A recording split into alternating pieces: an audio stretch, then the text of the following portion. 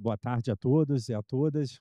Prazer estar aqui. Quero agradecer o convite da BAV, em nome do presidente Antônio Florencio de Queiroz Júnior, a possibilidade de estar aqui falando um pouquinho, junto com o Fernando, que um prazer de estar dividindo essa moderação, esse bate-papo, que a gente vai falar um pouquinho sobre turismo, carbono, né, quanto que impacta as ações, né, do turismo. A gente tem o turismo uma ação tão importante, geração de emprego, a gente tem a cultura associada às ações de turismo, a circularidade, os grandes eventos, mas a gente tem um impacto ambiental muito grande nesse sentido, né? Hoje o turismo é responsável por 8% das emissões de gases de efeito estufa, então a gente tem uma responsabilidade, o quanto que o turismo impacta, a gente fala aqui, Rio de Janeiro, eu estava falando hoje, Arraial do Cabo, região dos lagos, o quanto que a gente interfere nessas ações, o, o estresse hídrico que esses locais acarretam, que a gente gera nisso tudo,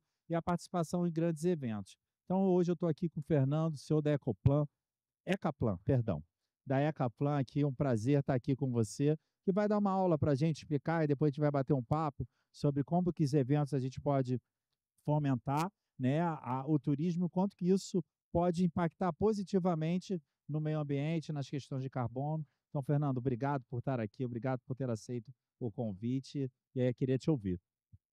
Legal. Boa tarde a todos. Obrigado, Vinícius, pela introdução. Obrigado à BAV pelo convite e oportunidade de falar sobre esse tema tão importante aqui com vocês. Meu nome é Fernando Beltrame, eu sou presidente da Icaplan. A gente já trabalha há 17 anos com o tema de sustentabilidade. Bom, eu estou muito feliz de estar aqui para falar sobre o tema de sustentabilidade para o setor de turismo, um setor tão estratégico que ele pode ser protagonista nessa nossa transição para uma economia de baixo carbono e circularidade. O turismo ele une pessoas, cultura, territórios e ele também ele pode gerar impactos ambientais que a gente não pode esquecer. O turismo, mas a boa notícia é que ele tem a grande oportunidade para realizar essas ações ambientais, trazer diferenciação, trazer inovação e trazer desenvolvimento local. Eu trouxe 3 pontos, né, para falar sobre esse tema relacionado ao turismo. Um deles é a parte de carbono. Então, a Janine me provocou, o Vinícius também, para trazer ações práticas, né? Então, no tema de carbono, você pode calcular, reduzir e compensar as emissões das suas operações, das suas atividades, seja numa viagem carbono neutro, seja numa operação, e isso já é realidade. Então, a gente tem, por exemplo, aqui a Brastoa, que ela trabalha a parte de quantificação e compensação de carbono do seu escritório, das suas viagens, dos seus eventos. A gente tem a Bifly aqui participando também, tem a Tour House, e não só grandes empresas, grandes agências, mas a Fit também, que é uma agência pequena que trabalha com viagens corporativas, ela pode compensar as emissões de carbono dela e dar essa opção para as empresas. O segundo tema é a parte de circularidade. E o que é isso? É você reduzir desperdícios, você trabalhar de uma forma circular os seus materiais. Então, hoje, é claro, o turista, ele busca experiências exclusivas, mas ele cada vez mais tem um olhar para o impacto ambiental das suas atividades, dos resíduos. Então, você vai numa hospedagem, num hotel, ele olha, você tem a coleta seletiva, você tem o plástico descartável, plástico de uso único. As agências também se dão opções de ações mais sustentáveis, a coleta seletiva. Então, cada vez mais o turista ele tem esse olhar, o turista ou o executivo. E o terceiro ponto, a parte de desenvolvimento local. E ele une esses outros pontos que eu coloquei. Não dá para você falar sobre turismo sem você olhar o impacto e o desenvolvimento local. E como que a gente pode trabalhar? Pode trabalhar de diversas formas, desde privilegiando fornecedores locais, você promovendo a inclusão social, você trabalhando fornecedores locais, né, mão de obra local, matéria-prima local. A gente vai falar sobre alimentação, na COP, né, o painel anterior foi falar sobre a Conferência do Clima da ONU que vai acontecer lá em Belém. Quais são os alimentos que a gente vai utilizar? Então, às vezes, os melhores alimentos são os alimentos da época, da região. E antigamente você tinha um período, agora é a época do morango, agora é a época da maçã. E depois a gente acaba ficando preguiçoso, né? A gente quer comer esses mesmos alimentos o ano inteiro, mas não, cada um tem o seu período. Então, e eu coloco assim como último ponto, que é a parte do crédito de carbono. Como esse incentivo financeiro ele pode unir todos os outros. A gente tem trabalhado o crédito de carbono com diversas cidades, diversos destinos. E o que ele pode fazer de incentivo financeiro? Por exemplo, projetos de hortas urbanas, projetos de recuperação de áreas degradadas, são projetos que, de alguma forma, eles reduzem ou capturam as emissões de CO2. E para cada tonelada de CO2 que um projeto de horta evita, por exemplo, ele tem um crédito de carbono. Cada tonelada evitada é um crédito de carbono. E se você vai fazer um passeio turístico, vai fazer uma viagem, vai fazer um evento como esse, você consegue calcular seu impacto ambiental. Por exemplo, você fez uma convenção de vendas, emitiu 10 toneladas de CO2. Você pode comprar 10 créditos de carbono desse produtor local.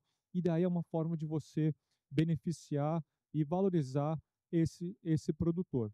Um outro tema que eu coloquei aqui para conversar é o espírito do Eco Mais, né, desse nosso debate nesse painel. É a gente trabalhar a parte de circularidade, a gente trazer esse tema de carbono para o dia a dia, e mais do que isso, mais do que reduzir e trabalhar a circularidade, é você também gerar um benefício local. E, Vinícius, queria até fazer uma provocação aqui, né, um convite mais para as empresas, para as pessoas, para cada um olhar para a sua operação e olhar de fato, sabe, qual ação eu consigo implementar no meu dia a dia, seja reduzir o consumo de alguma embalagem, trabalhar a economia circular, oferecer pacotes, né, de quantificação e compensação de carbono nos meus pacotes de viagem e implementar isso para o dia a dia. E finalizo, né, com esse convite, e o futuro do turismo é um futuro sustentável, onde a gente possa reduzir os nossos impactos ambientais, promover o desenvolvimento local e, mais do que isso, para as nossas empresas, é uma grande oportunidade de você se diferenciar. Além da redução do impacto ambiental, você promover ações ambientais, você consegue se diferenciar, mostrar o seu comprometimento e trazer isso para os consumidores, né, para o seu cliente final. Você como um protagonista dessas ações ambientais nas suas cidades. Então, Vinícius, era mais para introduzir o tema, né, como que a gente tem trabalhado essas ações de circularidade, carbono, no nosso dia a dia, junto com os nossos parceiros. Muito bom, Fernando. Acho que é importante a gente poder dividir isso com você, né? Entender. Fernando está fazendo, ele é responsável pela gestão dos resíduos aqui do evento, né? Então a gente tem esse exemplo na prática aqui, como é que a gente tem essa possibilidade de, em grandes eventos, a gente ter essa gestão integrada de resíduos e que isso acontece de uma forma positiva. Você falou também aqui com relação ao turismo e quanto que a gente fez uma pesquisa pela FEComércio esse ano que a gente mostrou que 63% dos turistas que estavam aqui, eles pagariam mais caro por uma hospedagem sustentável. Então, é uma oportunidade também, quando você tem água de reuso, quando você tem a garantia da circularidade dos resíduos, quando você tem uma gestão integrada do seu estabelecimento, da sua rede hoteleira, isso é uma oportunidade de negócio, além de garantir a perenidade do seu negócio. Mas eu trouxe algumas perguntas aqui, Fernando. Primeiro, eu queria te falar de carbono, né? Como a compensação de carbono pode ser integrada de forma transparente nas operações turísticas? Legal. E a parte de carbono, né, a gente tem conversado bastante, a gente fala que a gente sabe o que é quilo, litro, metro, mas o que é quilo de CO2 às vezes é pouco palpável, né? E então o primeiro passo, a gente tem trabalhado algumas calculadoras de emissões. Então a pessoa vai lá, eu viajei Rio-São Paulo, uma viagem aérea, quanto que eu emiti de CO2? Eu usei meu carro, rodei 10 quilômetros para vir até o evento.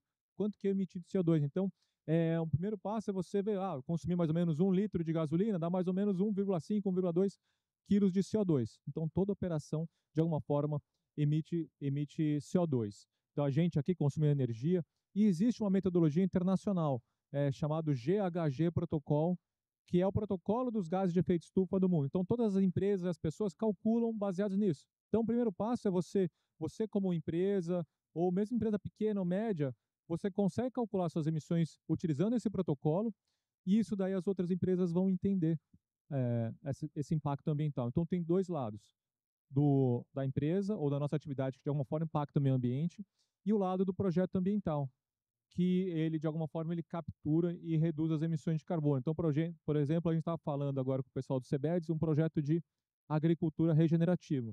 Então, são projetos de produtores que trabalham em agricultura, usam menos pesticidas e, com isso, eles emitem menos CO2. Então, a conexão, Vinícius, que a gente consegue fazer do impacto ambiental, né? Então, tem esses projetos, tem as atividades que de alguma forma impactam o meio ambiente, e você tem os projetos ambientais que, de alguma forma, reduzem essas emissões. Todas essas metodologias são internacionais, reconhecidas, e cada tonelada de CO2 que você emite, você pode comprar um crédito de carbono desses projetos, e tudo isso fica registrado em plataformas de crédito de carbono. Muito bom.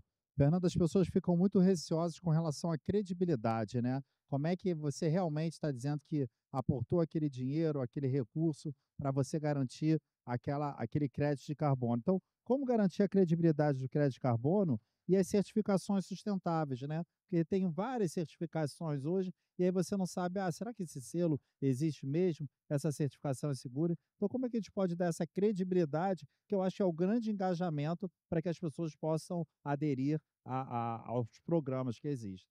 Isso é muito importante. A parte de credibilidade, transparência, rastreabilidade, são ações que precisam, que fazem parte, precisam fazer parte de qualquer projeto ambiental. Então, você conectar as pessoas, Vinícius. Então, às vezes você fala assim, fazer ação ambiental, a gente fala, R$ 2 é muito, é pouco. É muito se é para você rasgar. É pouco se você realmente vê o benefício disso. Então, toda ação ambiental, e você precisa conectar as pessoas com esses projetos ambientais. Porque às vezes você quer apoiar o projeto, mas você não se conecta com aquela causa, com aquela iniciativa. Então é muito importante esses temas de crédito de carbono. Eu sei que o tema lá, a floresta na Amazônia, lá distante da gente, a gente está aqui na cidade, muita gente acha que a gente não tem nada a ver com o desmatamento de lá. Então você precisa trazer as pessoas, conectar as pessoas com esses projetos ambientais. Então, por exemplo, a gente estava falando da parte de coleta seletiva. A gente está aqui com uma cooperativa de catadores da região que apoia mais ou menos 50 famílias. Então, você conectar a importância da coleta seletiva com o bem que você está trazendo lá para essas cooperativas. Então, na mesma coisa, a parte do crédito de carbono. Como que a gente conecta as pessoas com os créditos de carbono? E uma vez que você... Não, legal, tá bom, eu sei que a minha empresa impacta o meio ambiente, minhas passagens aéreas, eu posso apoiar um projeto ambiental, mas como é que eu tenho certeza que realmente esse dinheiro foi para esse projeto? Então, e a gente vê, nesses últimos 2, 3 anos, começou a surgir muita empresa e especialistas, né? Você entra no LinkedIn, todo mundo é especialista em ESG, especialista em carbono. Então, é muito importante, quando você faz uma ação de compensação de carbono, você precisa ter o código de rastreabilidade. Então, quando a gente faz, a gente coloca lá um QR Code, esse daqui é o link. Não adianta só tá lá o meu nome, a minha assinatura e falar assim, tá vendo esse PDF aqui, você pagou R$ 1.000, vale R$ 1.000. Não, você precisa colocar um QR Code, um link, e daí sim você vê da onde vem esse crédito de carbono. Então, plataformas internacionais como Verra, ONU, Gold Standard, a gente tem agora a Carbon Fair também. Então, chegar dessas plataformas e essa plataforma mostrar, esse evento aqui emitiu 10 toneladas, 10 toneladas são 10 créditos de carbono que vem desse projeto ambiental, e esse projeto ambiental ele é verificado e certificado por essas empresas. Não dá para uma única empresa falar que faz tudo, ela quantifica, ela faz o projeto ambiental, ela compensa e fica com tudo isso. Então é muito importante ter essa parte de transparência e rastreabilidade. A credibilidade está associada à informação, né? Essa transparência. Pegando o gancho aqui de eventos, você está fazendo a gestão aqui de eventos, e quais práticas têm se mostrado mais eficazes para tornar eventos neutros e circulares? Você tem entendido? Legal, isso é muito importante, né? Porque o evento é o local onde você chama os seus clientes, onde você expõe um novo produto. É um momento que você vai expor a sua marca, você vai chamar os seus parceiros, os seus clientes. Então é muito importante nesse evento também você se preocupar com as ações ambientais desse evento. Esse evento ele precisa comunicar as suas estratégias, seus compromissos de sustentabilidade. Então, todo evento, de alguma forma, impacta o meio ambiente. A gente faz convenções de venda, faz festa de final de ano, festas juninas. Aqui no Carnaval, a gente já apoiou também algumas ações com os trios elétricos. Então, é muito importante você realizar ações ambientais nos eventos para comunicar com os seus compromissos ambientais. Então, uma das coisas que a gente faz é a parte de coleta seletiva. Então, infelizmente, né, todo dia você acaba gerando algum resíduo. Às vezes você fala assim, não vou gerar aquele plástico, daí você vai num restaurante, o cara traz o talher num saquinho plástico. Daí você fala, putz, já gerei o plástico de uso único. Ou então a pessoa vem, traz o cafezinho, traz o mexedor e nem sabe se você usa ou não, né? Então o padrão dele é isso daqui. Então, existem diversas formas, né? Diversas ações. Uma delas é o que a gente está fazendo aqui, a parte de coleta seletiva. A gente sabe que tem que ter o stand, tem que ter o painel. E a gente trabalha muito com o que tem na nossa política nacional de resíduos sólidos, que é você priorizar. O melhor resíduo é aquele que nem foi gerado. Então, antes de eu pensar o que eu posso fazer para reduzir essa caixa de papelão, o que eu posso fazer, às vezes, para nem ter essa caixa de papelão. Então, trabalhar desde a não geração, redução, reutilização, e daí sim depois vem a compostagem e a reciclagem. Então, dá para você trabalhar bastante coisa com os resíduos. Igual você pode comentar um pouco do stand de vocês, né? Que vocês reutilizam o stand e ele é feito de equipamentos que vocês utilizam lá na FEComércio. Outro tema é a parte de carbono. Então, hoje, todas as empresas grandes, outras empresas, eles têm compromisso de net zero, zerar suas emissões ou reduzir as emissões de carbono. Nada melhor também para ele compensar as emissões de carbono do seu stand. E como é que tem esse impacto ambiental? São os caminhões que vão até lá, é o público também que vai visitar seu stand, são os palestrantes, são os visitantes. Então, tudo isso de alguma forma emite CO2. E você pode compensar isso apoiando o projeto de crédito de carbono. Além disso, tem a alimentação, tem os materiais que você vai utilizar, tem o deslocamento, né, das pessoas. Então, existem diversas iniciativas que você pode trabalhar dentro do seu evento para que ele seja sustentável e ele comunique com os princípios da sua empresa também. E os obstáculos, desafios? O que você acha que é o mais desafiador para você trazer essas práticas sustentáveis ainda dentro da pauta de eventos? Infelizmente, né, para ações ambientais, a gente fala que tem diversos desafios, né? Porque você vai, às vezes, na festa de final de ano, o CEO da empresa fica metade do tempo dele falando sobre ações sustentáveis, mas quando você vai ver o budget, o orçamento dele para ações sustentáveis é menos de 1%, né? Então as pessoas às vezes falam bastante, mas às vezes não aplicam, e às vezes as pessoas ainda acham que ou que não tem muito o que fazer, ou então que ele já faz muito, e então a gente acaba enfrentando diversos desafios, mas felizmente as empresas têm começado a entender que não adianta só você pagar o imposto, que é o básico, ou você não usar tal tipo de material, mas você pode também trabalhar diversas outras ações para chamar atenção. Então, o que as empresas têm, por que elas têm feito ações ambientais nos seus eventos? Então, para comunicar, para isso estar alinhado com as suas estratégias. Eles agora começam a ver valor nisso. Então, quando a gente estava falando de turismo no início, por que a agência pode fazer ações ambientais? Eles podem fazer porque eles precisam se diferenciar dos concorrentes. Então, uma diferenciação. Quem começa, às vezes é mais difícil, mas a gente fala, primeiro só tem um. Então, depois vem o seguidor. Então, você começar a mostrar essas ações ambientais, inovação. Então, quando você trabalha com a parte de sustentabilidade, você traz inovação, fomenta diversas outras iniciativas. Você protagonista nessas ações, né? Então, hoje tem diversas iniciativas, né, que têm apoiado as empresas a fazer as ações ambientais. Mas a gente sabe que a economia também não está tão simples, então tem sempre a dificuldade dos orçamentos. Então, a gente também tem que saber dessas dificuldades das empresas e tentar viabilizar ao máximo as iniciativas. Uma coisa também, Vinícius, que a gente vê, hoje, por exemplo, você trabalhar a parte de gestão de resíduos é custo para os eventos, porque você gasta com caçamba, transporte, aterro.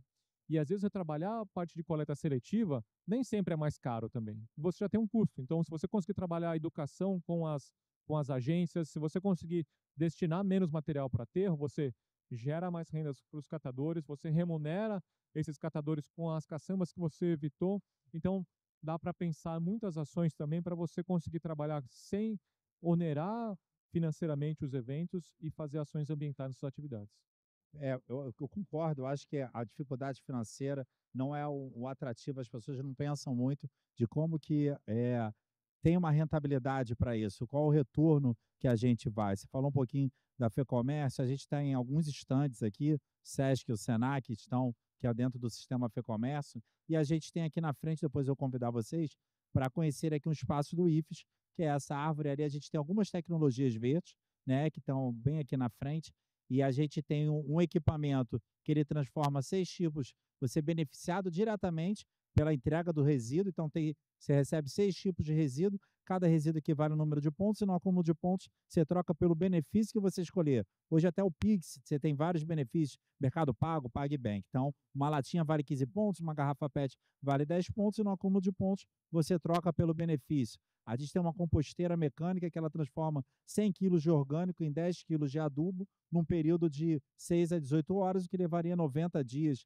em média, para isso acontecer. E um momento muito em foco, um programa que a gente tem aqui, que é o programa Revidro, que ele transforma o vidro em areia em 3 segundos. Além de você dar a destinação ambiental correta para essa garrafa de vidro, você inviabiliza que essa garrafa de vidro seja comercializada novamente no mercado legal. É a reciclagem como instrumento ao combate à falsificação de bebidas. Então, esse é um programa nosso também, é o programa Revidro, e aí você tem essa possibilidade também de combate. E um pouquinho que você falou, e no final vou mostrar aqui, é sobre a ressignificação de resíduos, né? Eu acho que a gente não gerar é o mais importante, mas a gente precisa comunicar, a gente precisa trabalhar. E hoje o CS Senac, todos os eventos que a gente participa, todas as lonas de peças de comunicação, a gente transforma em produtos. Então, hoje aqui também no nosso stand, você for ali fazer parte da ação, você pode ganhar hoje uma eco bag, uma bolsa de praia, um porta-treco,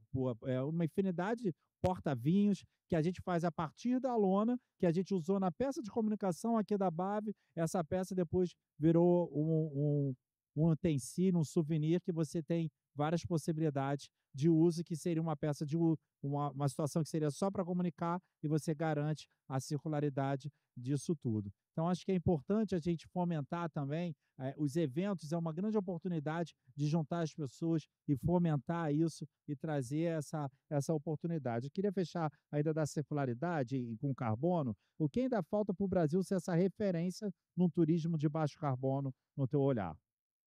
Legal, Vinícius. E a gente sempre escuta isso, né? Desde quando eu era criança, meu pai falava: o Brasil é o país do futuro, né? E a gente já cresceu, vê outras gerações e nunca chega a isso, né? É, e a gente tem todas as ferramentas, temos as empresas, temos capacidade, temos pessoas, temos profissionais, né? E o que falta mesmo é colocar a mão na massa, porque o problema não é tecnológico. A minha empresa, a gente fica dentro da USP, e lá tem o Centro de Inovação e Empreendedorismo, né, que a gente compartilha o mesmo espaço com diversas empresas, e sempre surgem uns cientistas com ideias malucas, né? E daí ele fala assim: não, Fernando, putz, isso daqui a gente vai pegar o vidro, vai pegar o isopor e vai conseguir transformar isso em cadeira. Só que daí você vê, sabe, é muito. Então, tecnologia tem. Qualquer tipo de material você consegue reciclar, ou compostar, ou reaproveitar, mas às vezes depende não só de escala, mas vontade, né?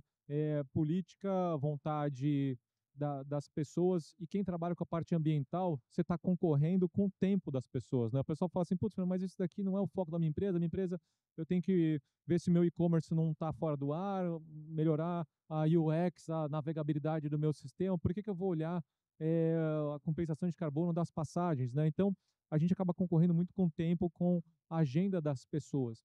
Mas a gente precisa, de alguma forma, parar e falar assim: putz, o que que eu posso fazer aqui na minha cidade, o que eu posso fazer aqui na minha empresa? E, às vezes, começar com pequenas ações, né?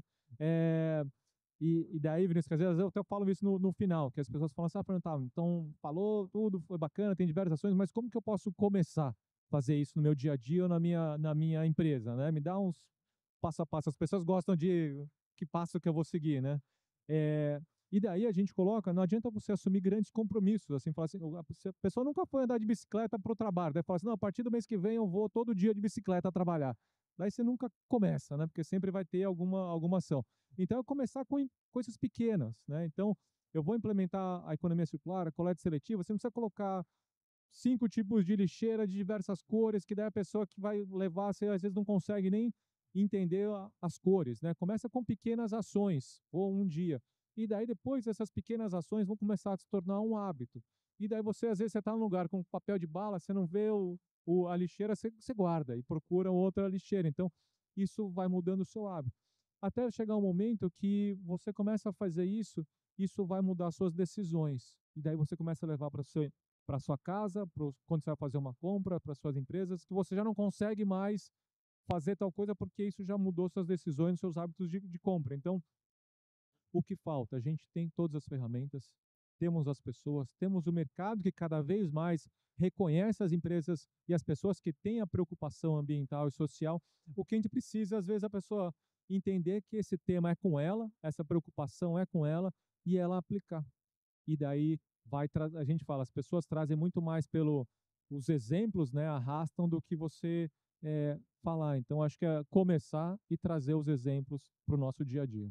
Você teria, assim, aqui a gente está num evento, né, para agentes de viagens, para as agências de viagem, que você daria de dica, assim? Você falou bem, né, que as pessoas gostam muito de um passo a passo, primeiro anda, depois corre, depois voa.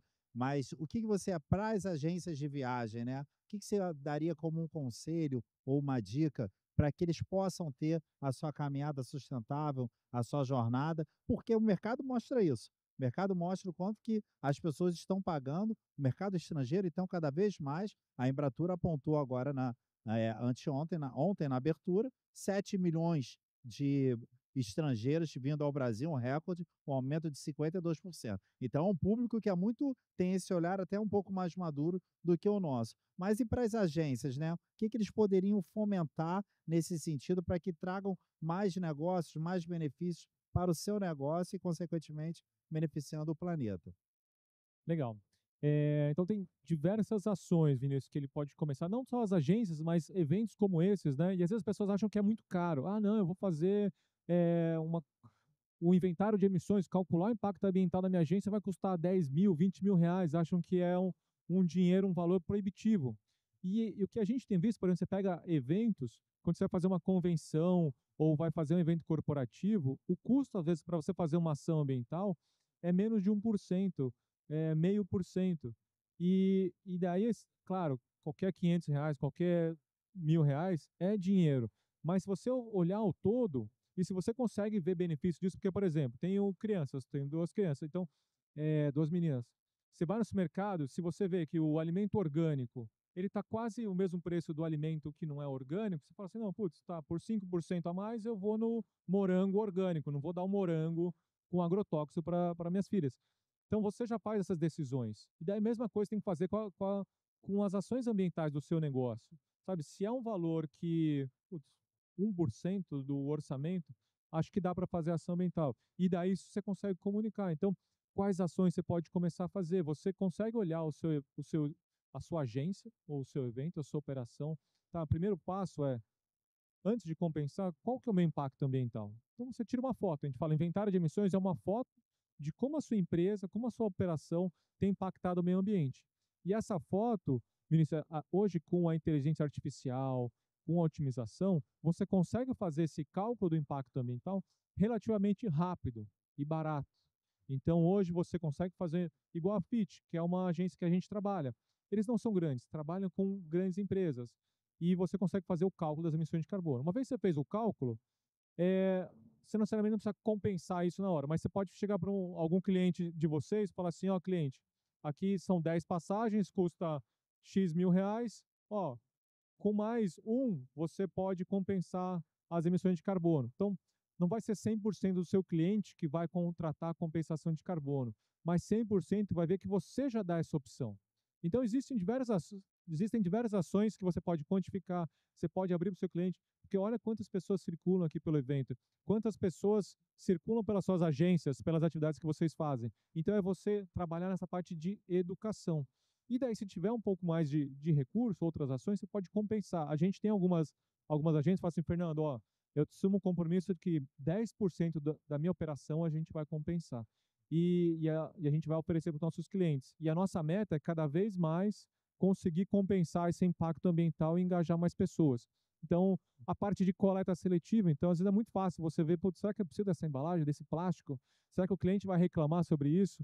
É você ter esse tempo para olhar para a sua operação, quanto você impacta de meio ambiente, onde você vai levar a sua operação, né, essa comunidade, e daí fazer isso. Só o último exemplo, eu fui numa pousada pequena em Minas Gerais, e daí nessa pousada, ele falou para mim assim, ó, Fernando, tá vendo esse queijo? É da Dona Maria, que fica ali do lado. Ó, esse iogurte não é aquele iogurte industrializado que custa metade do preço, mas é o iogurte do seu João, que tem lá, tem a sua operação e faz doce de leite também.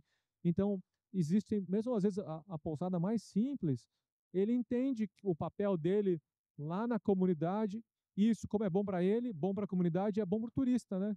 E a gente se sente, às vezes, mesmo sendo um pouco mais caro, às vezes aquele doce de leite, você fala assim, putz, mas eu estou contribuindo com o entorno. Então, essa conexão também das ações com os benefícios. Muito bom. Eu acho isso também, eu acho que a gente trazer essa valorização do mercado ali, do mercado local, é uma forma, mas eu acho que você pegou num ponto que é você dá a possibilidade para aqueles que quiserem fazer as ações. Eu acho que isso é que é um grande gancho. Todo mundo, não é todo mundo que vai adotar, não é todo mundo que vai querer, mas ele saber que ali o teu negócio, você tem as possibilidades de avançar com aonde você quer buscar, isso já é um caminho que eu acho interessante. Eu tenho uma frase que é importante, que eu acho que para o turismo, para a gente, que é assim: onde há lixo, não há turismo. Onde não tem saneamento, não tem turismo. Então, se a gente não tiver esse cuidado com o meio ambiente, a gente vai ser o melhor agente de viagem que existe, mas a gente não vai ter o destino para alcançar. Se a praia de Copacabana fosse uma praia imunda, ela não seria famosa no mundo inteiro, né? Então a gente vê o quanto que a vulnerabilidade da Baía de Guanabara vem avançando, o quanto que o comércio e quantas possibilidades acontecem, e talvez isso que tenha gerado quase 2 milhões de turistas vieram por causa disso, não, mas por uma série de fatores, mas eu acho que um desses é associado a isso. A gente está chegando num momento de interação agora com as pessoas que quiserem fazer as perguntas. Mas antes disso, ó, já tenho 2 pessoas. Eu quero te dar um presente, Fernando, sobre a pedir ajuda da Michele, com relação às questões que a gente trouxe aqui, né, para mostrar aqui. Isso daqui é uma bolsa de praia, que ela é feita de lonas de material do Festival de Verão do Sesc. Ela é vazada, é lona Sanete, porque o vento não impede. Aqui dentro tem um porta-vinho feito de lona, para você. E aqui para as filhas eu vou ter que arrumar mais uma, que eu não sabia que eram 2. Então eu vou trazer mais uma para você. Mas isso é um prazer para Obrigado. você.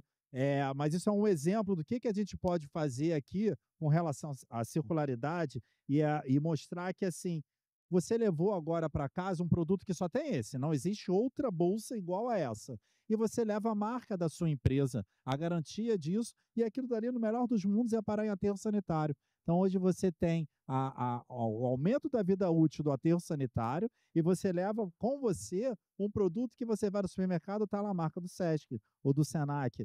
E tá ali, e você leva isso consigo e ainda tem uma história que você conta. Ah, isso daqui foi lá, sem fazer propaganda do Rock in Rio, mas a gente fez também. Ah, isso daqui é a lona do Rock in Rio. Pô, aquele show que eu fui, eu conheci tal pessoa ali. E isso te traz um afeto, né? Uma memória afetiva daquela situação. Então, eu tenho 2 pessoas para fazer pergunta, preciso da ajuda da Michele. E é aqui, ó, para poder interagir aqui com a gente. E aí pedir só que identifique o nome e faça a pergunta aqui para o Fernando, Ou para você, né? ou para mim. Eu não vou saber responder, mas o Fernando vai. Boa tarde, gente. Meu nome é Christian Gonçalves, eu venho do Chile a conhecer a feira. Olha, estive escutando um tema muito interessante para toda a gente que trabalha no setor. Quisera conhecer sua opinião a respeito da implementação de políticas públicas para fomentar o turismo ecológico e a circularidade. Por exemplo, mesas de trabalho com os municípios e governações para criar incentivos para que o setor privado tenha interesse em implementar programas de redução de resíduos, emissão de huellas de carbono e economia circular. Por exemplo, com o lixo, os municípios, governações, programas para que o privado veja que tem a oportunidade de ser mais eficiente. Você como acha que isso é possível acá no Brasil? Essa é a minha pergunta. Políticas públicas. Eu acho fundamental, eu acho que a condição. Primeiro, obrigado pela pergunta, né? Se achei Chile, le viva Chile. Chile é incrível. É, é fundamental. Salves, se a gente não tiver esses incentivos, as políticas públicas para poder acontecer isso, a gente vai estar fadado ao fracasso e não vai funcionar. É muito importante, a gente que representa o setor empresarial, a gente tem um modelo, uma facilidade que a gente consegue transitar com tranquilidade nos 3 setores: setor empresarial, sociedade civil organizada e no poder público. Eu acho que é uma responsabilidade e uma oportunidade também muito grande nesse sentido. Mas as políticas públicas é que vão permitir, são os incentivos fiscais que vão levar a gente nesse local. Se a gente não tiver essa possibilidade, a gente vai estar e não que isso esteja travado, mas isso a gente vai conseguir avançar com mais facilidade. E o que a gente faz, vou dar um exemplo da FEComércio do Rio de Janeiro, então são políticas públicas que a gente trabalha, no sentido, a gente reduziu 8 bilhões de sacolas plásticas com a situação das novas leis que a gente trabalhou para reduzir, e aí mudou a cultura Hoje custa 8 a 12 centavos uma sacola plástica. Não foi o valor, foi o fato de começar a ser cobrado. E as pessoas começaram a mudar a sua cultura e agora elas não compram mais tantas sacolas plásticas e é um exemplo disso, de quanto isso pode acontecer. Mas se não tivesse uma política pública, talvez essa mudança ia demorar muito mais tempo para acontecer do que com a política pública que aconteceu e que existe hoje, já é um costume, né?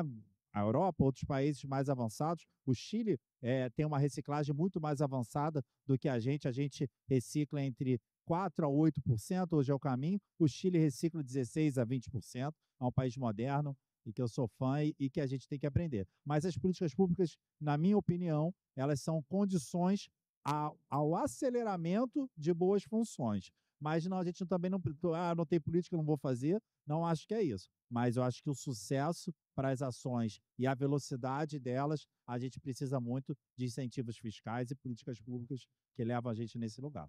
Sim, eu concordo totalmente com você, Vinícius. Precisa ter políticas públicas, elas são essenciais. Às vezes quando a gente é mais novo, né? Eu, quando era mais novo, falava assim: não, eu vou trabalhar aqui na empresa e daí a gente consegue, independente do que está tendo discussão política, eu aqui com a empresa, o mercado não precisa. Depois começa a ver, não, sem política pública, sem participação da sociedade na política, a economia não existe, a economia não funciona. Então, é essencial. Eu tive a oportunidade, do ano passado, de passar 2 meses no Canadá, em Vancouver. E eles têm um programa de se tornar a cidade mais sustentável do planeta. Fui olhar a parte de carbono, e daí, visitando a cidade, você começa a ver, eles têm o jardim de chuva, eles têm as hortas urbanas, eles têm os veículos elétricos. E daí, quando você divulga, as pessoas falam: Fernando, mas aqui também tem jardim de chuva. Mas qual que é a diferença? Lá é política pública. Todo o bairro que é mais alto, você tem diversos jardins de chuva, então a água ela não escorre lá para baixo e inunda lá embaixo. Você tem vários locais de captação disso. Então, a questão de hortas, de jardins, áreas verdes, áreas permeáveis, proximidade de jardim. Então, ninguém mora com mais de 200, 300 metros de um parque ou de uma praça. Você não tem local lá que você não consiga ver o morro da cidade, porque eles começaram a ver que você, vendo o morro, você tendo essa conexão com a natureza, isso é bom para você, é bom para a sua saúde. Então, às vezes, a sociedade, no dia a dia, você não percebe disso. Então, você precisa ter políticas públicas, você precisa ter pessoas capacitadas para trazer isso para o nosso dia a dia. Então, isso é essencial para que comece a fazer essa roda girar e de uma forma mais rápida, da forma que a gente precisa. Eu queria só fechar a questão ainda de políticas públicas com um exemplo bem sucedido da Alemanha. A Alemanha é uma das que mais recicla no mundo, mas a política pública na Alemanha, quando você compra essa garrafa lá vem dizendo aqui quantos centos de euro vale essa garrafa quando você entrega no supermercado no local. Porque é uma política pública nacional, ela já sai da indústria nacional dizendo aqui 0,25, 30 centos de euro. Então você já sabe que você tem aqui 30 centos de euro, que se você for no supermercado ou no local, isso daqui já é esse valor já volta para você imediatamente ali no supermercado. Mas isso é uma política pública que fez com que a embalagem já saísse da indústria com essa informação. Então, acho que é um outro exemplo de que, se a gente tiver políticas públicas falando de reciclagem, que tivesse esse fomento para a gente, com certeza a gente estaria nesse lugar da Alemanha hoje com 63% a 68%. O Brasil é o que mais recicla latas de alumínio no mundo, quase 100%, 98% a 100%. Tem um valor agregado, mas também tem uma questão do subemprego que a gente precisa também melhorar nesse sentido. Mas as pessoas querem destinar corretamente, só que falta esses incentivos, falta infraestrutura e falta, mais do que tudo, uma educação ambiental. A gente precisa afastar esse analfabetismo ambiental que ainda persegue a gente. Boa tarde a todos. Me chamo Silvia Guimarães, sou turismóloga e especialista em turismo e sustentabilidade. Também trabalho como consultora do Sebrae, ajuda a desenvolver destinos. A minha pergunta é: como me tornar uma multiplicadora, já que eu defendo também a sustentabilidade dentro do turismo e levando a questão dos selos e as ações de rastreabilidade, Fernando, não? Me interesso também de obter informações sobre essas plataformas que você citou no início, como a gente ter acesso a isso para multiplicar, levar essas informações. Então, dentro do território, isso ainda é muito escasso, né? As pessoas não têm acesso a essas informações. Então, eu acredito que, como profissional, nós podemos multiplicar, compartilhar e ajudar a desenvolver, trabalhando nessas questões de sustentabilidade. Parabéns pelo trabalho de vocês. Obrigado, Silvia. Obrigado pela pergunta. E a gente precisa muito de vocês. A gente já trabalha bastante com o Sebrae, o Sistema S. E é isso, como é que a gente leva esse conceito para a ponta? E as pessoas acham que é tecnologia de foguete. E não, é coisa às vezes do dia a dia. É você ter um olhar para um tempo para você olhar para o seu material, para as pessoas, para os fornecedores locais. Então a gente está super aberto, a gente está lançando agora uma cartilha de ações sustentáveis em eventos. Existe uma norma ISO, que é a ISO 20121, que é de gestão sustentável de eventos. Então a gente pegou essa norma junto com os indicadores de ESG, junto com essas boas práticas que a gente tem visto, e montou uma cartilha e vai colocar isso, porque a gente também precisa conseguir conversar com todos os públicos, né? A gente pode falar desde plano de descarbonização, as coisas, mas a gente, como é, tá bom, mas às vezes você fala disso e a pessoa fala, não, mas o que você quis dizer com isso? E a pessoa repete várias vezes, você já falou, então você tem que ter uma linguagem adaptada para cada público. Então, Silvia, a gente com a parte de turismo, a gente pode falar, igual o Vinícius falou, não existe turismo onde tem lixo, onde tem resíduo jogado em qualquer local. Então, a primeira coisa, o que conecta a gente todos os dias é todo dia você acaba gerando algum tipo de resíduo. É destinar isso corretamente, não jogar que isso vai impactar a sua cidade. Então, Silvio, a gente pode falar desde calculadora simples, onde cada um coloca lá quanto que ele consome, qual é o tipo de material que ele consome, como que ele se desloca e quanto isso significa em quilos de CO2. A gente pode falar sobre coleta seletiva. Um outro tema, Vinícius, que a gente vê bastante é a parte de resíduo orgânico. Hoje, em torno de 50% a 60% dos resíduos gerados nas cidades é resíduo orgânico, casca de frutas, verduras, legumes, resto de comida. O ideal é, claro, você não ter o desperdício, mas você acaba gerando esse resíduo. E a gente fala, antigamente, nossos pais, nossos avós, no fundo de casa tinha uma composteirazinha, pegava lá casca de banana, borra de café e devolvia esses nutrientes para o solo. O que a gente está fazendo? Um dos temas, né, circularidade. A gente não está mais devolvendo esses nutrientes para o solo. Tudo isso está indo para um aterro lá não sei aonde. Uma hora vai dar problema. Talvez não vai ser na nossa geração, mas uma hora vai dar problema, porque você não está devolvendo os nutrientes para o solo. Então são coisas simples, essa circularidade. Quando você vai falar sobre reciclagem, as pessoas só pensam papelão, plástico, latinha, tá? E o resíduo orgânico, como que a gente vai devolver, fazer isso virar alimento de novo? Então a gente tem trabalhado muito também, Silvia, com escolas. A gente tem um programa chamado Hortas Pedagógicas, onde a gente leva isso para as escolas, para as crianças colocarem a mão na terra. Às vezes você vê criança que tem nojo de colocar a mão na terra. Você fala assim, caramba, como assim, né? Minhas filhas, quando voltavam da escola toda suja, a gente ficava mais feliz, né? Porque brincou, se divertiu, se sujou, tudo. Conseguiu a vitamina S, né? Da sujeira lá, tudo, faz parte. E hoje em dia não, você vê criança que às vezes não quer pisar na grama. Então, acho que é muito importante a gente trabalhar isso com cada público e é o nosso dia a dia, né? Fazer exemplos. Silvio, obrigado também pela pergunta. Eu acho que o exemplo arrasta, né? Eu acho que esse é um grande ponto dos multiplicadores, né? Mas é um desafio muito grande. Eu sei o que é isso. 98% das empresas do estado do Rio de Janeiro são micro e pequenas empresas. E elas falam assim, não, legal, sustentabilidade, legal a Baía de Guanabara limpa, mas isso não é para mim. Mas é sim, né? A gente catalogou 600 oficinas mecânicas que dispensavam litros e litros de óleo diariamente na Baía de Guanabara. A gente só fala quando tinha algum acidente de alguma indústria ou algum navio que derrubava e a quantidade de óleo diariamente, por vezes, era maior do que a quantidade de que aquele navio ou aquele acidente daquela indústria acarretava. Então, às vezes, pequenas ações cumuladas, quando a gente tem um número de 98% das empresas serem micro e pequenas, eles geram um impacto positivo, mas também negativo, muito grande. Então, o que eu acho que, assim, fechando nessa linha que eu falei do exemplo arrasta, é esses pequenos terem o cuidado de falar assim, o que o Fernando falou, esse doce de leite foi feito aqui pelo seu João, aqui a gente tem a separação, joga o seu orgânico aqui. A gente saiu do mapa da fome recentemente, uma ótima notícia, mas a gente não está não é uma notícia para a gente comemorar, né? A gente ainda não está no ambiente, o país que mais produz alimentos, ainda está numa situação de muitas pessoas que ainda passam fome. Mas a gente tentar, assim, reduzir, né, esses desperdícios, utilizar de outras formas esses alimentos, a casca da banana ela pode servir para outros fins, outros doces, tantas razões, mas se você puder segregar, se você puder mostrar que aquilo dali, você pode ter certeza que o turista, seja de onde for, ele vai olhar assim, pô, que legal. Quando eu vou lá no sul, eu vejo as praias limpas e as pessoas pegando o lixo das outras pessoas que deixaram. Aí a pessoa assim, fala assim, gente do Rio, né? caramba, mas não foi você, mas como não? Essa praia é minha, de todo mundo, você que não guardou o seu lixo. E aí as pessoas fazem isso. Então, acho que o exemplo arrasta, e eu acho que pequenas atitudes vão gerando esse dado que gera um dado de 8 bilhões de sacolas plásticas a menos, por exemplo. Mais alguma? Obrigado. Boa tarde, eu me chamo Bruno, eu sou do terceiro destino mais procurado de Alagoas, cidade de Piranhas, cidade do Rio São Francisco, Água Doce. E a gente tem hoje a prainha de Água Doce do Rio São Francisco, no centro histórico de Piranhas. Temos hoje um fluxo turista nos feriados de 60 mil pessoas, em média, ou a mais que isso. E a gente chegar a não ter mais disponibilidade de hotéis e restaurantes para atender esse público.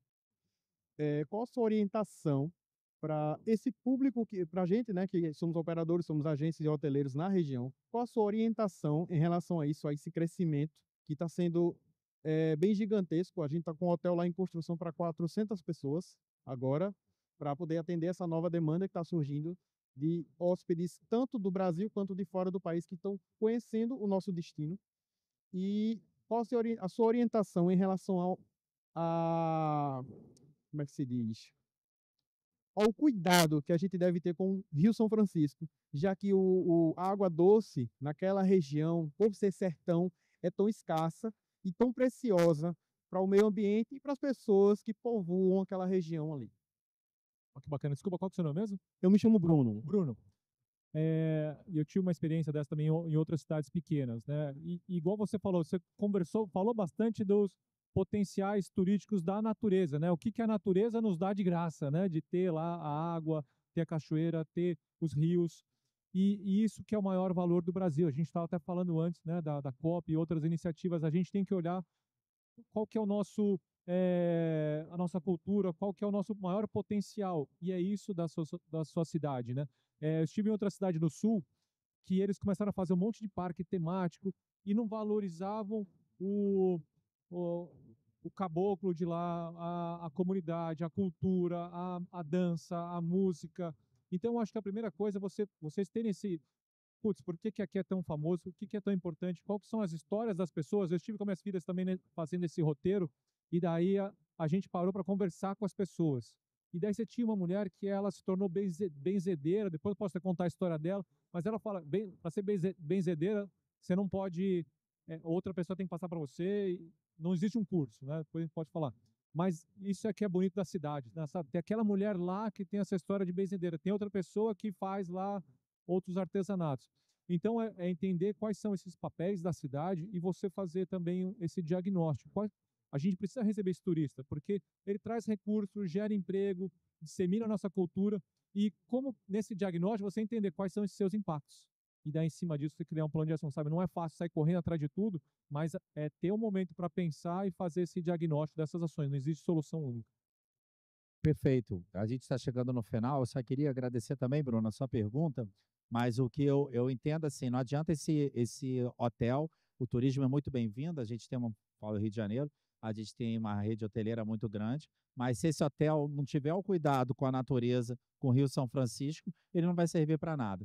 Então, acho que a gente tem que ter esse cuidado para garantir, porque não é o hotel que é o atrativo. O atrativo é a região de Piranhas, é o Rio São Francisco, é toda essa parte dali. Então, acho que tem que ter um cuidado maior até de controle, né? Eu falei de Arraial do Cabo, tenho falado muito disso. Arraial do Cabo está muito famoso no país inteiro. É a minha praia de infância. As maiores ondas que eu peguei, melhores da minha vida, quando eu fazia isso, faz muito tempo, foi em uma outra vida, mas foi lá, em Arraial do Cabo, eu tenho um carinho muito grande por lá, e hoje eu não vou no verão mais para Arraial do Cabo, porque as pessoas estão todas lá, e você não tem mais esse controle, e é fila para tudo que é lado, então a gente tem que ter um cuidado de saber assim, o quanto que a natureza consegue suportar a população para aquele local, para que você tenha um turismo perene. Não adianta você sufocar e ter um turismo predatório, que ele vai ser momentâneo. Esse hotel, muito bem-vindo, vai durar 3, 4 anos. E não é essa a ideia que a gente quer. Então, acho que a gente precisa ter um cuidado, ter essa fotografia do local, o quanto que isso pode suportar e começar a ter controles, né? Fernando de Noronha é um exemplo disso. Tem controles disso, valores para que isso aconteça, mas Noronha também tem uns outros desafios que o custo, né, para Fernando de Noronha, às vezes é mais fácil você ir para o Caribe do que você ir para Fernando de Noronha por esses custos. Mas é uma balança difícil de equilibrar, mas é importante para que você tenha um turismo perene e não predatório. Chegamos ao fim. Parece que foi rápido, estou olhando para as mesas do lado, todos foram embora, que não estava legal lá. Nossa, que estava boa. Gente, eu quero agradecer muito a vocês. Obrigado por estarem aqui, tá? Quero agradecer ao Fernando, quero agradecer a Janine e sua equipe, né? Agradecer aqui os intérpretes, eu não sei o seu nome. Jennifer, não sei falar Jennifer, mas a Jennifer aqui, toda a sua equipe também, que fez assim a tradução para a gente aqui. Muito obrigado, né? É um assunto que não tem retorno. A condição de manutenção do turismo está nessa pauta e eu acho que a gente tem que ter um olhar cada vez mais atento e mais carinhoso. O Brasil ele tem uma possibilidade de turismo imenso, mas a nossa principal condição turística é cultural também, mas é dentro do meio ambiente que a gente é abençoado por Deus e tem uma beleza exuberante. Fernando, queria te ouvir suas considerações finais, te agradecer. Janine está ali com um olhar que já acabou mesmo e já acabou mesmo. Obrigado. Nossa, eu queria agradecer. Obrigado, Vinícius, pela condução. Obrigado, Janine, pelo convite e também pelas perguntas, né? Só para fechar, as pessoas, a gente fica falando, mas e agora, né? O que a gente vai fazer? Qual que é o meu papel, né? Igual a pergunta da Silvia. E daí a gente olha, às vezes, quando eu era criança, meu pai falava, não, vocês, que ele vem de uma outra geração, né? Vocês são a geração do futuro, que vai melhorar isso, tudo. E a minha geração está aí, o que você vê? Mais poluição, mais roubo, mais corrupção. E daí o que é isso? É claro que as crianças que vêm hoje, elas vêm com mais informação, né? Tem a coleta seletiva, tudo, mas não dá para a gente jogar para as próximas gerações a responsabilidade. Então não dá para falar, minha filha, você que vai ser a geração do futuro. Não. É a gente olhar no nosso dia a dia o que eu consigo fazer com as ferramentas que eu tenho e eu aplicar isso, né? Acho que foi até a primeira pergunta que você fez, Vinícius. Então, acho que é isso. Nós somos as pessoas por quem nós esperávamos. O que eu posso fazer no meu dia a dia para melhorar o nosso turismo, melhorar a nossa sociedade. Obrigado pela participação de todos. Prazer.